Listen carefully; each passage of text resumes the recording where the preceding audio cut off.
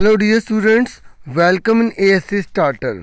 आज हम worksheet number 92 करेंगे। ये सैटरडे की वर्कशीट है। जैसा कि आप जानते हैं कि 1 तारीख से लेकर 15 तक आपका विंटर वेकेशन था।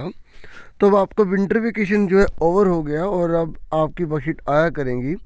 मैंने इससे पहले जो वीडियो बनाई थी उसमें मैंने आपको सारे के सारे लिंक भी प्रोवाइड कर दिए थे, है ना।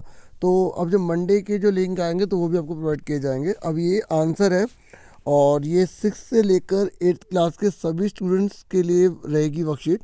और जैसे कि आप जानते हैं कि डीओई के द्वारा यानी कि शिक्षा निदेशालय राष्ट्रीय राजधानी क्षेत्र दिल्ली के द्वारा हमें वर्कशीट प्रोवाइड की जाती है। ठीक है, तो आज की वर्कशीट जो है प्रदूषण से रिलेटेड रहेगी। तो पहला क्वेश्चन पढ़ लेते हैं।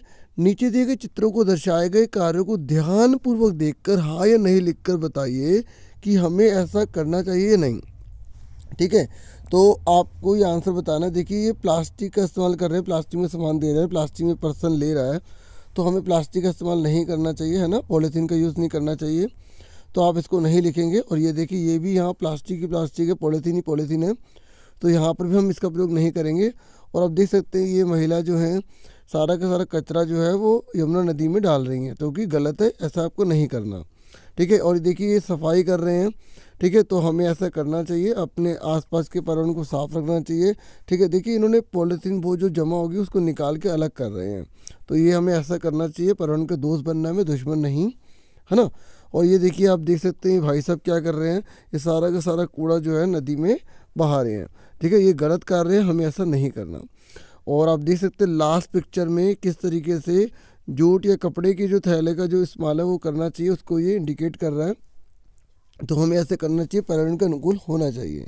ठीक है, अब आप कैसे करेंगे, आप चाहे तो जैसे यहाँ पॉलीथीन की पिक्चर, यहाँ पॉलीथीन की पिक्चर बना सकते हैं, यहाँ पॉलीथीन बना सकते हैं। ठीक है, और अपनी कॉपी पर हाँ या ना लिख सकते हैं। नहीं तो आप नंबर ए, फिर number B, number C, number D, number E, number F. ठीक है, इस तरीके से आप कीजिए। ठीक है, और आप ऐसा भी कर सकते हैं जैसे आपने लिखा प्लास्टिक की थैली का इस्तेमाल, प्लास्टिक की थैली का इस्तेमाल, फिर नहीं, प्लास्टिक की थैली का इस्तेमाल नहीं। ठीक है, और प्लास्टिक को अलग करना, उसका प्रयोग ना करना, हाँ ऐसे लिख देना। और यहाँ पर भी प्लास्टिक की थैली का इस्तेमाल, कूड़ा कचरा नदी में डालना। ठीक है, और यहाँ पर भी आप लिख सकते हैं कूड़ा कचरा नदी में डालना। ठीक है, फिर आप नहीं लिख देंगे। ठीक है, और यहाँ पर लिखना कपड़े के थैले या जूट के थैले का इस्तेमाल करना। ठीक है, तो आप हाँ लिख देंगे। तो मतलब आपके पास ऑप्शन है, आप चाहे तो पिक्चर बनाना चाहते हैं, क्रिएटिविटी से करना चाहते हैं तो वो भी आप कर सकते हैं, नहीं तो आप एक एक लाइन लिख के उस तरीके से लिख दें। नहीं तो आप A B C D E, ठीक है, A B C D E और एफ इस तरीके से लिख के नहीं, हाँ इस तरीके से लिख लीजिएगा। ठीक है, क्योंकि अगर आप लिख कर करेंगे तो आपको बाद में ठीक है रिकॉल करने में आसान होगा।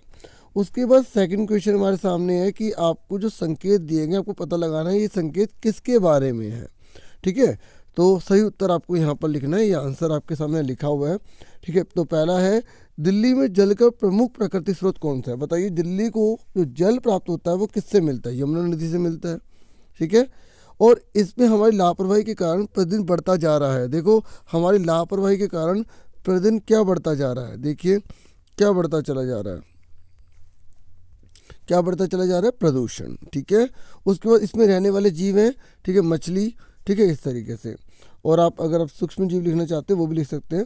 ठीक है, और जलीय जीवों और पर्यावरण के लिए जल की प्रदूषित स्थिति है।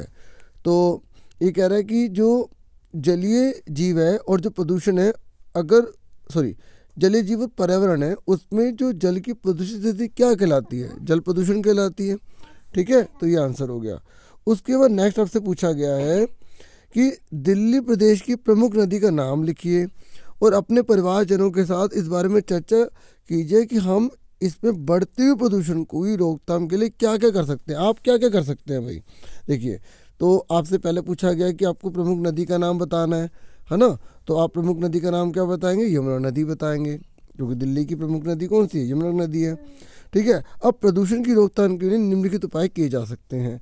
तो पहला, हमें कूड़ा कचरा नदी में नहीं फेंकना चाहिए। ठीक है ना। दूसरा आप ये लिख सकते हैं कि फैक्ट्री से निकलने वाले हानिकारक रसायन को नदी में नहीं बहाना चाहिए। ठीक है, फैक्ट्री से जो हानिकारक रसायन निकलता है वो अगर नदियों में जाएगा तो नदी दूषित होगी नहीं होगी। और नदी में पूजा का सामान ना डालें। ठीक है, और पूजा का सामान भी नहीं डालना चाहिए। ठीक है, उसको हम घर पर ही क्या कर सकते हैं, जैसे हमें बहाना होता है ना, तो आप जैसे एक आपने पानी लिया, बाल्टी ली, उसके अंदर आपने उसे प्रवाहित कर दिया। ठीक है, फिर इस तरीके से उसको आप फिर उसको वेस्ट को आप क्या कर सकते हैं, जो मिट्टी है ना, मिट्टी उसके अंदर डाल सकते हैं, फिर उसमें पौधा लगा सकते हैं। तो इससे क्या होगा, आप पर्यावरण के अनुकूल काम कर लेंगे। ठीक है, तो इस तरीके से आज की वर्कशीट पूरी हो गई। आपसे फिर मिलेंगे नेक्स्ट वीडियो में। Thank you for watching and listening carefully. Take yourself dear students.